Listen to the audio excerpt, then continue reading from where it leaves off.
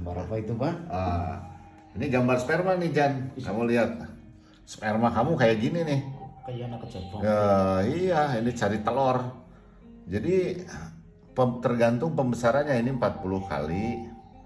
Jadi sperma dan kriteria normalnya apa? Banyak nih para laki-laki sekarang yang stres kalau spermanya jelek ya.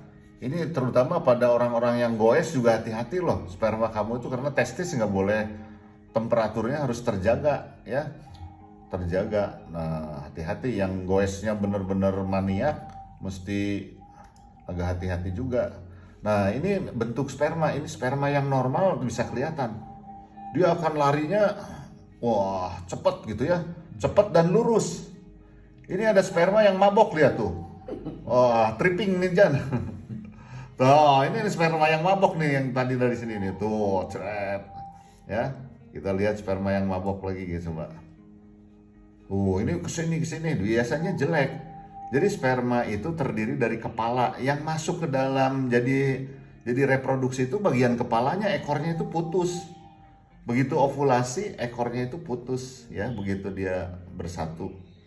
Nah, ekornya itu putus dan yang inti selnya itu adalah dari sperma. Nah, sekarang bagaimana sperma normal? Ini kriteria 2010, sekarang udah ada 2020, beda dikit. Di volumenya sedikit beda, di sininya motilitasnya lebih tinggi. Nah, kalau volume itu harus 1,5 mili. Sekarang ada 1,7 kalau nggak salah. Motilitas juga 40%. Ini 40% harus dia gerak. Nah, ini motilitas itu gerak. Jadi 40% dari sperma itu harus gerak minimal. Kalau jelek bagaimana? Kalau jelek motilitasnya namanya astenozoospermi. Nah, ini banyak yang mati nih, tidak gerak nih Jan. Nah, ini tidak gerak, astenozoospermi motilitas. Konsentrasi. Jadi kalau dia ada kelainan ini adalah, kalau kelainan volume hipospermi. Kalau kelainan motilitas adalah astenozoospermi. Kalau konsentrasi 15 juta per mililiter, jadi diambil mililiter, dilihat di dalam lapang pandang ada 15 juta enggak, dihitung. Nah ini sperma nih. Nah ini pacaran sperma dengan sperma nih. Nah ini mabok nih Jan. Ini yang dia lurus gini bagus nih. Tapi kalau yang nah ini nih, wah mabok nih sperma. Nah ini mabok juga spermanya. Nah konsentrasi itu harus 15 juta gitu ya. Nah morfologi ini harus 4% kan. Jadi kalau volumenya kurang disebut hipospermi.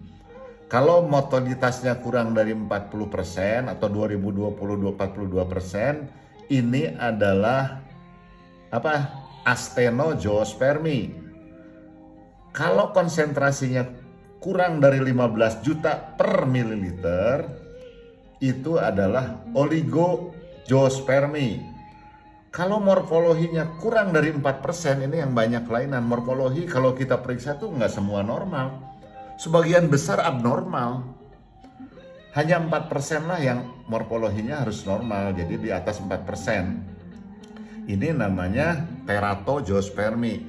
Jadi kalau kelainannya tiga-tiganya ya, kelainannya tiga-tiganya oligo asteno teratozoospermi, OAT. Kalau ekstrim nggak akan bisa hamil. Nah kita mempunyai patokan dengan washing Jan. Kan ini lab ini tidak terstandar, kadang-kadang beda-beda karena tiap lab beda, kecuali di labnya yang klinik fertility. Kalau di klinik fertility itu dibantu, kalau di tempat kita dibantu dengan mesin namanya KASA.